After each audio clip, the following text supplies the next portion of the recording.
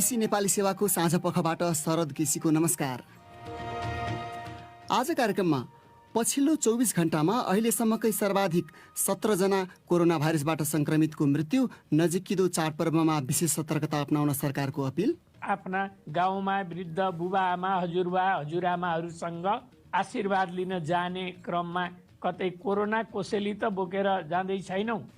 देशभरि अविरल वर्षा झरी अझै जारी रहने मौसमविदको भनाई, मनसुन चाहिँ अझै 1 हप्ता रहने अनुमान चाहिँ छ। अति भारी वर्षा चाहिँ विगत 24 घण्टामा गण्डकी प्रदेश 5 मा भएको छ। यो मनसुनमा चाहिँ औसत भन्दा बढी वर्षा भएको छ। विभिन्न ठाउँमा मानवीय क्षति, निरन्तरको झरीले पारेको प्रभावबारे हाम्रा संवाददाताहरूसँग कुराकानी र अन्तर्राष्ट्रिय प्रसङ्गमा ब्रिटेनमा आगामी नोभेम्बरदेखि लागू हुने गरी रोजगारी र व्यवसाय जोगाउने नयाँ योजना घोषणा। तर सबभन्दा पहिले आजका प्रमुख विश्व समाचार। विष्णु पोखरेलबाट समाचार सुन्नुहोस्। ब्रिटिस अर्थमन्त्री ऋषि सुनकले व्यवसाय र कामदारहरूलाई सहायता गर्ने एउटा नयाँ योजनाको घोषणा गरेका छन्। देशमा पुनः कोरोना भाइरस संक्रमण बढ्न लागिरहेका बेला उनले यस्तो योजना ल्याएका हुन्। संसदमा उनले फ्रान्स र जर्मनीले ल्याएका जस्तै खालका रोजगार योजना घोषणा गरे। यसले लामो समय छुट्टीमा रहेका कामदारलाई दिइने भुक्तानी योजनालाई प्रतिस्थापन गर्नेछ। उनले प्राथमिक रूपमा श्रम बजारलाई सहायता गर्ने सरकारको उद्देश्य भए पनि आफूले सबै व्यवसाय र रोजगारीलाई बचाउन नसक्ने चेतावनी दिए। सुनकले भने, मैले यो सङ्कटभरि भने जस्तै म हरेक व्यवसायलाई बचाउन सक्दिनँ, म हरेक रोजगारीलाई जोगाउन सक्दिनँ। ब्रिटिस अर्थमन्त्रीको भनाई।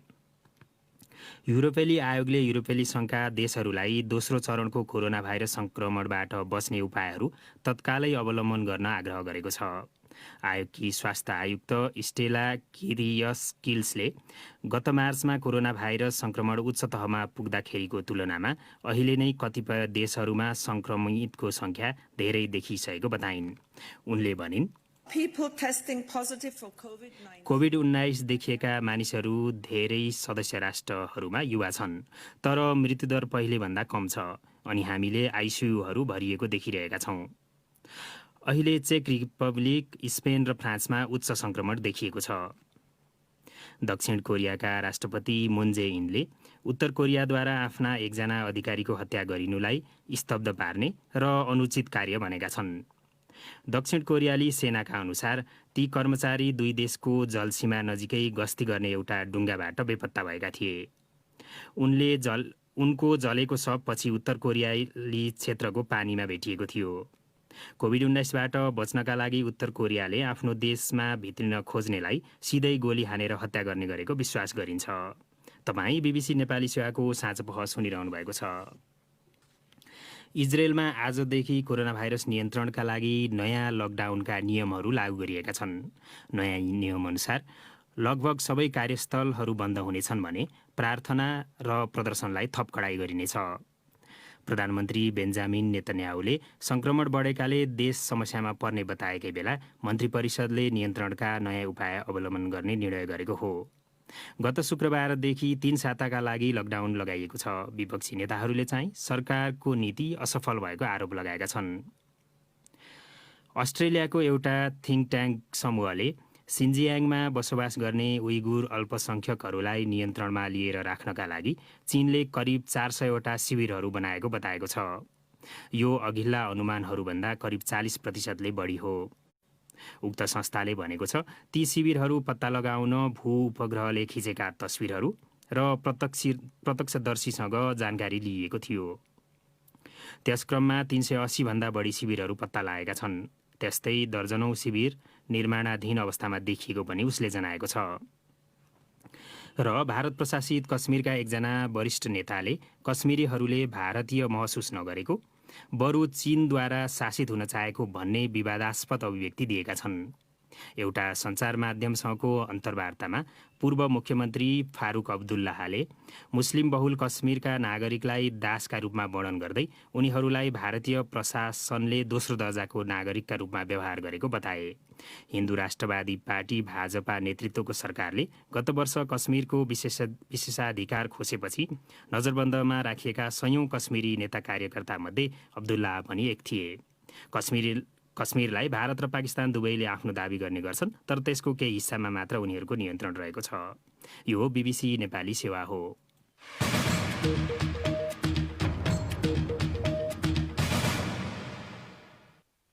साँझपखमा तपाईँलाई स्वागत छ।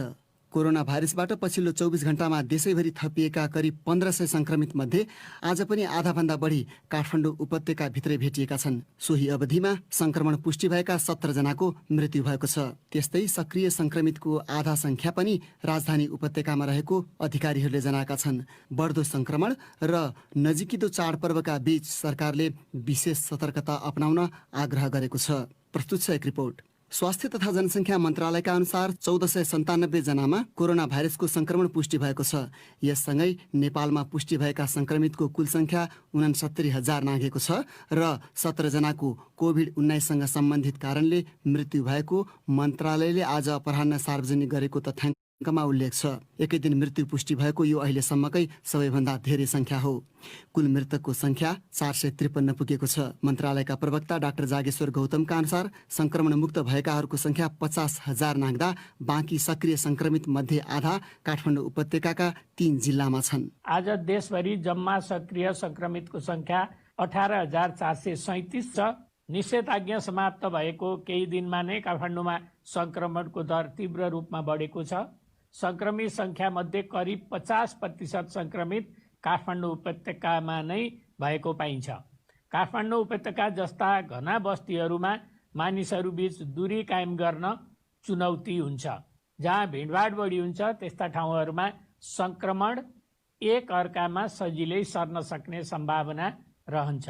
अहिले काठमाडौँ उपत्यकामा 9,000 भन्दा बढी सक्रिय संक्रमित छन्। सक्रिय संक्रमित जस्तै पछिल्ला दिनमा दैनिक थपिने संक्रमित मध्ये आधा राजधानी उपत्यका भित्रै भेटिने गरेका छन्, जुन आज पनि जारी रह्यो। यस्तो जोखिमका बीच प्रवक्ता डाक्टर गौतमले नजिक आउन लागेका चाडपर्वमा विशेष सतर्कता अपनाउन अपिल गरे। अब छिट्टै नै दसैँ पनि नजिकिँदैछ। हामी विभिन्न सहर र घना बस्तीबाट आफ्ना गाउँमा वृद्ध बुबा आमा हजुरबा हजुरआमाहरूसँग आशीर्वाद लिन जाने क्रममा कतै कोरोना कोसेली त बोकेर जाँदै छैनौँ भनेर सोच्ने बेला आएको छ। पछिल्लो पटक पुष्टि भएका संक्रमित मध्ये 1/3 भन्दा बढी अर्थात् 513 जना महिला छन्। कोरोना भाइरससँग सम्बन्धित थप समाचार र जानकारीमूलक सामग्री तपाईँ हाम्रो वेबसाइट bbcnepali.com मा गएर पढ्न सक्नुहुन्छ। अब देशभर लगातार परिरहेको झरी र त्यसक्रममा भएका क्षति अनि उत्पन्न जोखिमको चर्चा। सामान्यतया हिजो सेप्टेम्बर 23 तारिकदेखि नेपालमा मनसुन सकिनुपर्नेमा देशैभरि अविरल वर्षा भइरहेको छ, जुन अझै केही दिन जारी रहने मौसम पूर्वानुमान महाशाखाले जनाएको छ। भारतको मध्य प्रदेशमा विकसित न्यून चापीय प्रणालीका कारण देशैभरि अविरल वर्षा भइरहेको मौसमविदहरूले बताएका छन्। महाशाखाकी मौसमविद गङ्गा नगरकोटीले भनिन्, मनसुन चाहिँ अझै 1 हप्ता रहने अनुमान चाहिँ छ। यो चाहिँ मध्य प्रदेश आसपासमा न्यूनचापीय प्रणाली विकसित भएको त्यसले गर्दाखेरि चाहिँ देशभरै लगातार झरी जस्तो परेको हो। अब अति भारी वर्षा चाहिँ विगत 24 घण्टामा गण्डकी प्रदेश 5 मा भएको छ। यो मनसुनमा चाहिँ औसत भन्दा बढी वर्षा भएको छ। यस क्रममा विभिन्न जिल्लामा गरेर पछिल्लो 24 घण्टामा 14 जनाको मृत्यु र 7 जना बेपत्ता भएको अधिकारीहरूले जनाएका छन्। यस वर्ष जेठ 30 गते मनसुन सुरु भए यता हालसम्म बाढी र पहिरोमा परेर 344 जनाले ज्यान गुमाएको र 109 जना बेपत्ता रहेको राष्ट्रिय आपतकालीन कार्य सञ्चालन केन्द्रका उपसचिव मुरारी वस्तीले बीबीसीलाई जानकारी दिए। निरन्तर परिरहेको झरीले पारेको प्रभाव र त्यसक्रममा भएका क्षतिबारे हाम्रा संवाददाताहरूसँग जानकारी लिएका छौँ।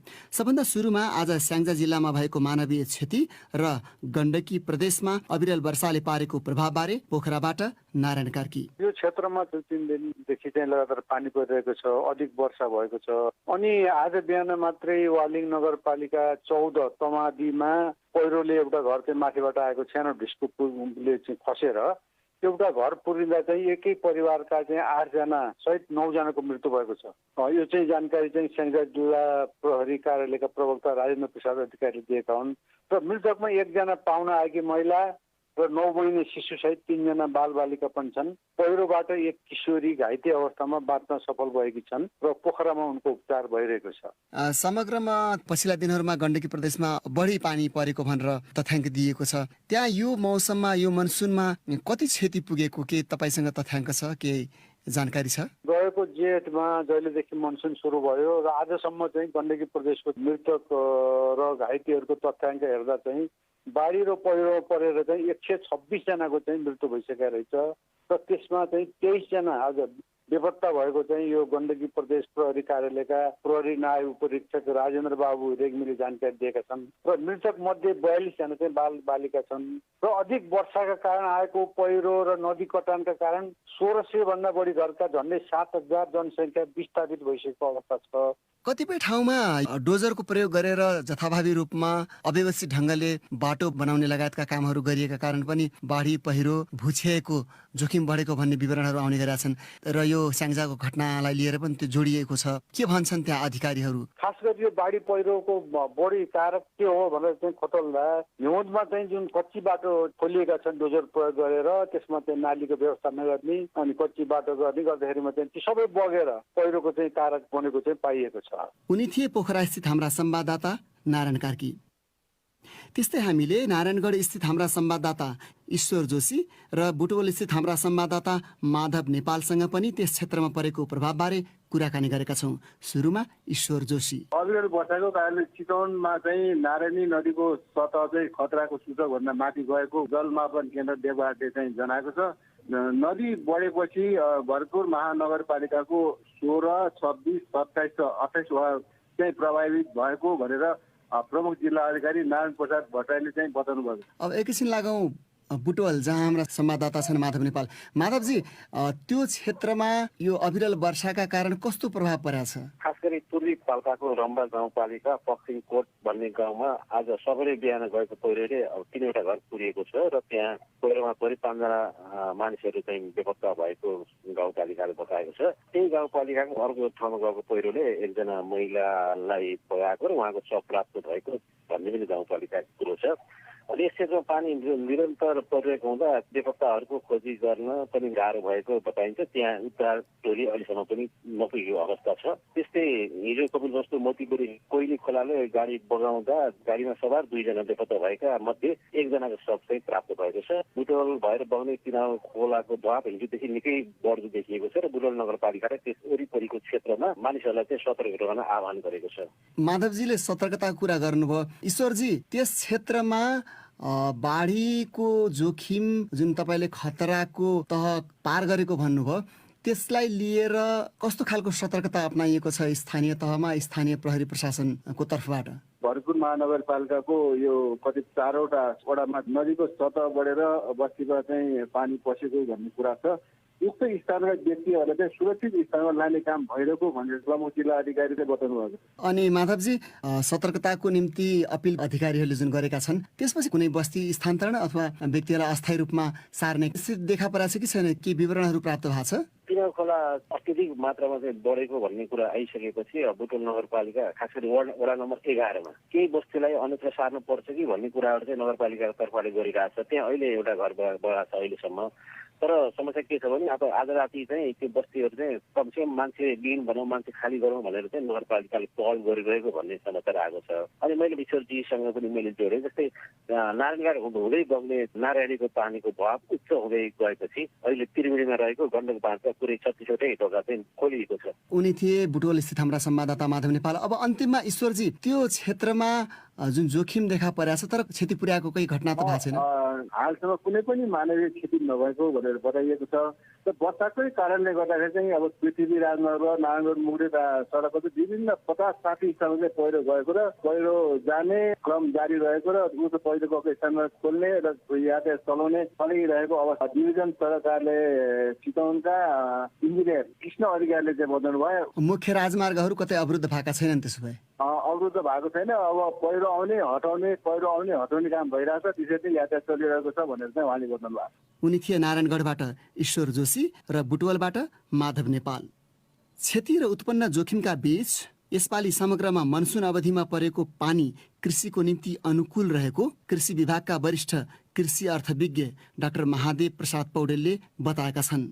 उनले भने कतै कतै बाढी पहिरोको समस्या भए पनि औसतमा सबैतिर फैलिएर राम्रो वर्षा भएको पाइएको छ। यो वर्षाले विशेषतः धान उत्पादनमा सघाउ पुग्ने उनी ठान्छन्। चाहिने बेलामा मलको चरम अभाव जस्ता विभिन्न कठिनाई भएको हुँदा मनग्गे पानी परे पनि पोहोरको भन्दा बढ्ता उत्पादन हुन भने गाह्रै पर्ने देखिन्छ। पौडेलले भने ताजा औपचारिक अनुमान गर्न त बाँकी नै छ, तर मेरो व्यक्तिगत अनुमानमा पोहोरको 55,50,000 मेट्रिक टनकै हाराहारीमा यसपालि पनि धान उत्पादन हुनेछ। मनसुन सकिने बेलासम्म देशभरि रोपाइँको काम झण्डै 99% सम्पन्न भइसकेको उनले बताए।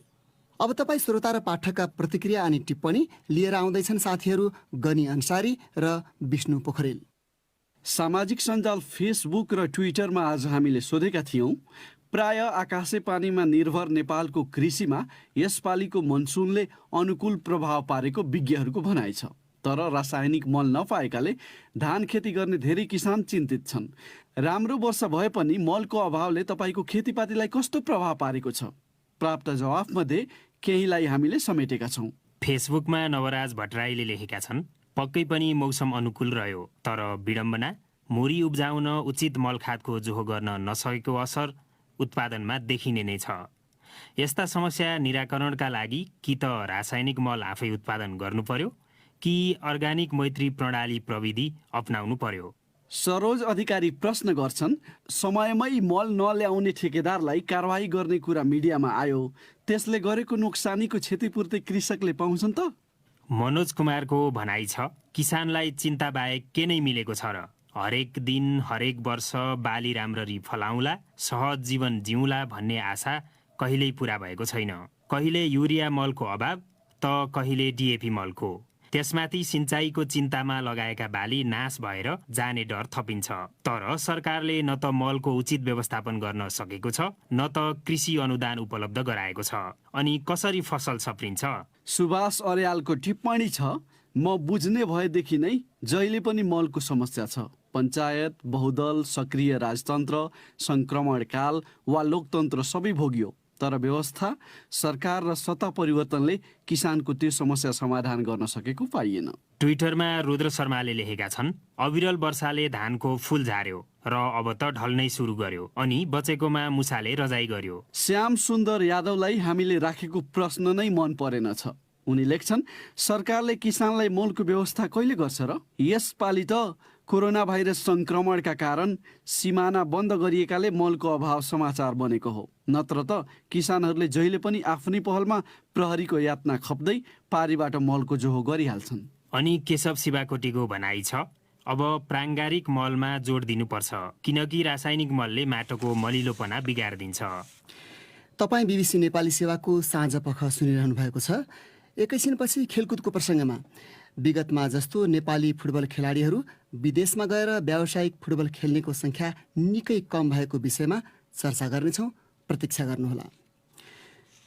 अब अर्को विषय, हुम्ला स्थित सीमा क्षेत्र नजिकै आफ्नो देशको भूमिमा भवनहरू बनाएको बताएको काठमाडौँ स्थित चिनिया दूतावासले ती भवन आफ्ना नागरिकको निम्ति भएको बिबिसीलाई बताएको छ। हुम्लाका स्थानीय तहका अधिकारीहरूले विगतमा आफूहरूले उपभोग गरिरहेको नाम्खा गाउँपालिका वडा नम्बर 6मा चिनिया पक्षले यस वर्ष 9 सहित 11वटा भवन बनाएको बताएपछि हुम्लाका प्रमुख जिल्ला अधिकारीको नेतृत्वमा एउटा टोलीले स्थलगत निरीक्षण गरेको थियो। चीनको दाबीमा सही थप्ने नेपाल सरकारको कदम हतारोको प्रतिक्रिया भएको टिप्पणी प्रमुख प्रतिपक्षी नेपाली काङ्ग्रेसले गरेको छ। प्रस्तुत छ हाम्रा संवाददाता फणेन्द्र दाहालको रिपोर्ट। काठमाडौँ स्थित चिनिया दूतावासका प्रवक्ताले ती भवनहरू सर्वसाधारणका लागि बनाइएको प्रतिक्रिया दिएका छन्। यसअघि नाम्खा गाउँपालिकाका अध्यक्षले व्यापारिक प्रयोजनका लागि ती भवनहरू बनेको एक चिनिया प्रहरीले आफूलाई बताएको जानकारी दिएका थिए। बीबीसीलाई इमेलमा जवाब दिँदै चिनिया राजदूतावासका प्रवक्ताले भनेका छन्, मैले बुझेसम्म यी स्थानीय मानिसहरूका लागि बनाइएका आवासहरू हुन्। उनले चीनले सीमाका विषयमा नेपाल सरकारसँग राम्रो संवाद गरिरहेको उल्लेख गर्दै आगामी दिनमा पनि मित्रवत संवाद र सहमतिबाट दुई देशले समन्वय गरेर अघि बढ्ने बताए। चिनिया दूतावासले नेपाल र चीनबीच कुनै सीमा विवाद नरहेको र ती भवनहरू चिनिया भूमिमा नै बनेको मङ्गलबार नै बताएको थियो। बुधबार नेपालको परराष्ट्र मन्त्रालयले ती भवनहरू नेपाली भूभागमा नबनेको सरकारी अभिलेखहरूले प्रमाणित गरेको जनाएको थियो। बिहिबार प्रमुख विपक्षी नेपाली काङ्ग्रेसले नेपाल चीन सीमाको प्रश्नमा सरकारी टोली स्थलगत अध्ययनमा हुँदाहुँदै सीमा नमिचिएको भन्दै सरकारले हतारमा टिप्पणी गरेको भन्दै त्यसप्रति आपत्ति जनाएको छ। उसले कर्णाली प्रदेशका संसदीय दलका नेता एवं आफ्ना नेता जीवनबहादुर शाहीले हुम्लामा नै रहेर वास्तविकता बुझिरहेको भन्दै सीमा मिचिएको पाइए चीन सरकार समक्ष कडा विरोध जनाउन र कूटनीतिक माध्यमबाट उक्त विषय हल गर्न सरकारको ध्यानाकर्षण गराउने उल्लेख गरेको छ। स्थानीय जनप्रतिनिधिले विगतमा आफूहरूले उपभोग गरिरहेको क्षेत्रमा ती भवन बनेको र विगतमा सडक निर्माण, पशुहरूको चरण लगायतका प्रयोजनका लागि आफूहरू त्यसतर्फ बिना अवरोध आउजाउ गरेको बताइरहेका छन्। नाम्खा गाउँपालिकाको वडा नम्बर 6 का अध्यक्ष पाल्जोर तामाङका अनुसार केही वर्षअघि 2वटा मात्रै भवन बनाउँदा स्थानीय चिनिया अधिकारीहरूले पशु क्वारेन्टिनका लागि ती संरचनाहरू निर्माण गरिएको जानकारी दिएका थिए। भवनहरू बनेको ठाउँ नजिकै रहेको स्थानलाई हुम्लाका स्थानीय बासिन्दाहरू लिमी लाप्चा भन्ने गर्छन्, जहाँबाट तिब्बतमा पर्ने प्रसिद्ध धार्मिक तथा पर्यटकीय स्थल कैलाश मानसरोवर प्रष्टसँग देखिन्छ। उक्त ठाउँबाट सबैभन्दा नजिक भनिएको नेपाल चीन 12 नम्बर सीमा स्तम्भ 5000 मिटरभन्दा बढी उचाइमा रहेको लाप्चा भन्ज्याङमा छ। यसअघि हराइरहेको भनिएको नेपाल चीन सीमा स्तम्भ नम्बर 11 हिउँले पुरिएको अवस्थामा बुधबार भेटिएको छ। ती 2 सीमा स्तम्भका बीचमा भवनहरू बनेकाले अब प्राविधिक अध्ययन गरेर ती भवनहरू नेपाली या चिनिया भूभागमा बनेका हुन् निर्ख्योल गर्नुपर्ने नाम्खा गाउँपालिकाका अध्यक्ष विष्णुबहादुर तामाङ बताउँछन्। फणिन्द्र दाहाल, BBC, काठमाडौँ। हुम्ला स्थित नेपाल चीन सीमा सम्बन्धी त्यही प्रकरणबारे सञ्चार माध्यमलाई जानकारी दिएका हुम्लाका सहायक प्रमुख जिल्ला अधिकारी दत्तराज हमाललाई गृह मन्त्रालयले 24 घण्टे स्पष्टीकरण सोधेको समाचार प्रकाशमा आएको छ। त्यसबारे बुझ्न खोज्दा उनीसँग सम्पर्क हुन सकेन। यसअघि भवन बनाइएको उक्त क्षेत्र पुगेर प्रतिवेदन समेत बुझाएका उनले BBCलाई पनि त्यहाँको स्थितिबारे जानकारी दिएका थिए। अब एउटा अन्तर्राष्ट्रिय प्रसङ्ग। ब्रिटेनले आगामी नोभेम्बरदेखि लागू हुने गरी रोजगारी सहायता सम्बन्धी एउटा नयाँ योजनाको घोषणा गरेको छ। यो योजना अन्तर्गत कोरोना भाइरसका कारण काममा फर्किन नपाएका कामदारहरूले 6 महिनासम्मका लागि उनीहरूको सामान्य तलबको 3/4 रकम प्राप्त गर्न सक्नेछन्। BBC विवरणहरूमा आधारित रिपोर्ट सुन्नुहोस् विष्णु पोखरेलबाट। नयाँ योजना अनुसार कोरोना भाइरसका कारण पूरा समय कार्यालय आउन नपाएका कामदारलाई सरकार र कम्पनीहरूले तलब दिन रोक्ने छैनन्। तर यो योजनाले हाल त्यहाँ लागू योजनालाई प्रतिस्थापित गर्नेछ र कामदारहरूले 6 महिनासम्मका लागि आफ्नो तलबको 3/4 मात्र रकम पाउनेछन्। कोरोना भाइरस रोकथामका लागि अपनाइएका नयाँ उपायहरूपछि ठूलो मात्रामा रोजगारी कटौतीमा नपरोस् भन्ने उद्देश्यले यो योजना ल्याइएको हो। ब्रिटिस अर्थमन्त्री ऋषि सुनकले यो विस्तृत शीतकालीन अर्थव्यवस्था योजना भएको बताए। आधिकारिक विवरणहरूका अनुसार हाल युकेमा काम गर्ने मध्ये करिब 30 लाख अर्थात् 12% मानिसहरू पूर्ण वा आंशिक छुट्टीमा रहेका छन्। हाल त्यहाँ लागू गरिएको जब रिटेन्सन स्किम भनिने रोजगार योजना आगामी अक्टोबर 31 मा अन्त्य हुनेछ। अर्थमन्त्री सुनकले नयाँ योजनाले व्यावहारिक रोजगारीलाई मात्र सहायता गर्ने बताएका छन्। उनले मानिसहरूको रोजगारीलाई सहयोग गर्ने आर्थिक नीति अपरिवर्तनीय रहेको बताउँदै तर त्यो जसरी हासिल हुनुपर्ने हो त्यसैगरी विकसित बन्नुपर्नेमा जोड दिए। उनले आफूले हरेक व्यवसाय र हरेक रोजगारीलाई बचाउन भने नसक्ने बताए। अर्थमन्त्री सुनकले सरकारी कर्जा योजना अन्तर्गत ऋण लिएका व्यवसायीहरूले त्यसलाई चुक्ता गर्न थप समय पाउने घोषणा पनि गरेका छन्। कतिपयले भने नयाँ योजनाले कम्पनीहरूलाई काम गर्ने घण्टा कटौती गर्नुको साटो रोजगारी कटौती गर्न प्रोत्साहन गर्ने भन्दै त्यसको आलोचना गरेका छन्। नोभेम्बरदेखि 6 महिनाका लागि लागू हुने नयाँ योजनामा हाल ब्रिटेनमा लागू गरिएको रोजगार योजनाको तुलनामा सरकारी खर्च निकै कम हुने बताइएको छ। BBC विवरणहरूमा आधारित त्यो रिपोर्ट प्रस्तुत गर्दै थिए साथी विष्णु पोखरेल। साँझपखमा अन्तिम प्रसङ्ग नेपाली फुटबलको। विगतमा जस्तो नेपाली फुटबल खेलाडीहरू विदेशमा गएर व्यावसायिक फुटबल खेल्नेको सङ्ख्या अहिले निकै कम हुँदै गएको देखिएको छ। एसियाली क्लब फुटबलमा खास गरी दक्षिण एसियाली बजारमा समेत युरोपेली खेलाडीहरूको प्रवेश बढ्नाले नेपाली खेलाडीहरूले मौका पाउन मुस्किल हुन थालेको बताइन्छ। व्यावसायिक बजार यसरी नै बढ्ने निश्चित प्राय भएकाले आगामी दिनमा नेपाली खेलाडीहरूका लागि थप चुनौतीपूर्ण हुने ठम्याइ फुटबल विज्ञहरूको छ। थप विवरण हाम्रा खेल संवाददाता निरञ्जन राजवंशीले तयार पारेको यो रिपोर्टमा। शहीद स्मारक ए डिभिजन लिगमा 50 गोल गर्ने सङ्घारमा पुगेका राष्ट्रिय टोलीका स्ट्राइकर भरत खवासले अहिलेसम्म विदेशमा गएर कुनै व्यावसायिक लिग खेल्न पाएका छैनन्। पछिल्लो 12औं सा गेम्समा भारतको गुवाहाटीमा फाइनल खेलमा तहल्का मचाएका अर्का स्ट्राइकर नवयुग श्रेष्ठको स्थिति पनि उस्तै हो। विगतको दाँजोमा नेपाली फुटबल खेलाडीहरूले विदेशी लिगमा मौका कम पाउँदै गएको उदाहरणहरू हुन् यी दुई खेलाडी। भरत खवास भन्छन्, तर मलाई एकदमै इन्ट्रेस्टेड छ बाहिर खेल्ने। अब यस्तो अफरहरू आयो भने अहिले चाहिँ अब एउटा क्लबमा चाहिँ कुराहरू चलिरहेको छ अब श्रीलङ्काको, अब हेर्दै जाउँ त्यो चाहिँ के हुन्छ। 90 को दशकमा नेपाली खेलाडीहरू भारत र बङ्गलादेशको लिगमा छाउने गर्थे। मलेसिया र थाइल्यान्डसम्म पनि खेल्न पुगेका थिए। गणेश थापा, कृष्ण थापाहरूले सुरु गरेको व्यावसायिक लिगको यात्रामा त्यसपछिका पुस्ताहरूले निरन्तरता पाए। उमेश प्रधान, दीपक अमात्य, राजेश मानेन्दर, देवनारायण चौधरीदेखि राजु काजी साकेको पुस्ता र त्यसपछि बालगोपाल महर्जन, हरि खड्का, निरञ्जन रायमाझी, सन्तोष साउखल सम्मका खेलाडीहरू विदेशमा मज्जाले छाए। अनिल गुरुङ त भारतीय लिगमा सबैभन्दा ठूलो रकममा अनुबन्धित समेत भए। उपेन्द्रमान सिंह व्यावसायिक फुटबलमा बढी समय विदेशमा बिताउने खेलाडीमा पर्छन्। उनले भारतीय क्लब सलगाओकर एफसीलाई लिग च्याम्पियन बनाउन अहम भूमिका नै खेले। त्यो बेलामा पनि प्रायः जस्तो नाइजेरियन खेलाडीहरू बेसी नै हुन्थ्यो होइन। त्यसपछि ब्राजिलियन खेलाडीहरू अलिकति त्यो टाइममा चाहिँ थियो, तर युरोपियन प्लेयर चाहिँ एकदम कम थियो होइन त्यो टाइममा। तर अहिले चाहिँ यो आइसले गर्दाखेरि युरोपको पनि राम्रो खेलाडीहरू पनि थियो। हाम्रो बेलामा चाहिँ प्रायः जस्तो साउथ एसियाको भनेको नेपालको अन्त श्रीलङ्काको अलिअलि खेल्थ्यो। तर एसियाली फुटबलमा व्यावसायिकता बढ्दै गयो र नियमहरू फेरिन थाले। एसियाली फुटबल महँगो हुँदै गयो र क्लबहरूले पनि एसियाली खेलाडीको स्थानमा युरोप र अमेरिकी खेलाडीहरूमा आँखा लगायो, त्यही अनुरूप लगानी गर्न थाल्यो। यो सँगै नेपाली खेलाडीहरूले मौका कम मात्र पाउने गरेको देखिन्छ।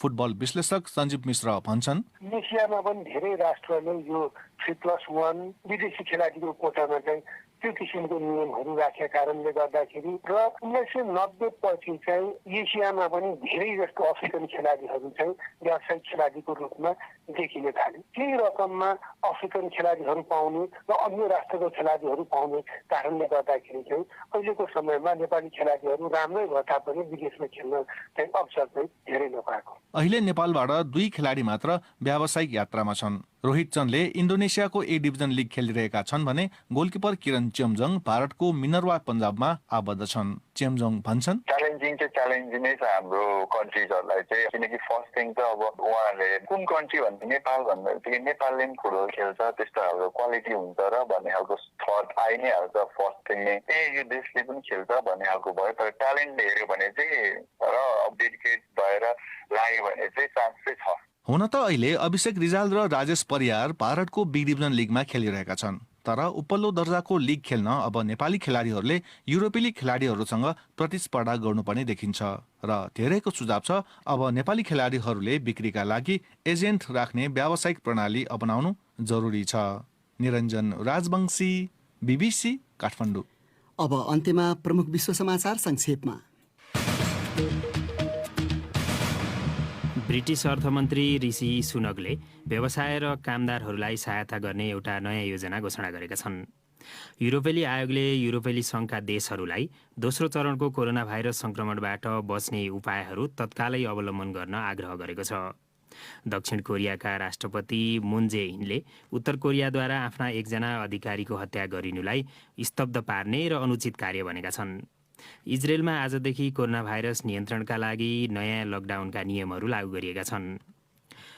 अस्ट्रेलियाको एउटा थिङ्क ट्याङ्कले सिन्जियाङमा बसोबास गर्ने उइगुर अल्पसङ्ख्यकहरूलाई नियन्त्रणमा लिएर राख्नका लागि चीनले करिब 400वटा शिविरहरू बनाएको बताएको छ। र भारत प्रशासित कश्मीरका एकजना वरिष्ठ नेताले कश्मीरीहरूले भारतीय महसुस नगरेको र बरु चिनियाद्वारा शासित हुन चाहेको भन्ने विवादास्पद अभिव्यक्ति दिएका छन्।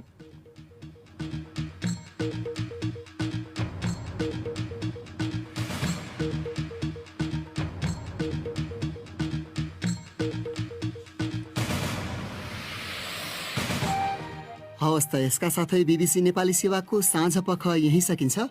अब हामी भोलि बिहान 7:15 बजे बिहानी पख लिएर आउनेछौँ। त्यतिन्जेलसम्मका लागि हामी सबैलाई बिदा दिनुहोस्। नमस्कार।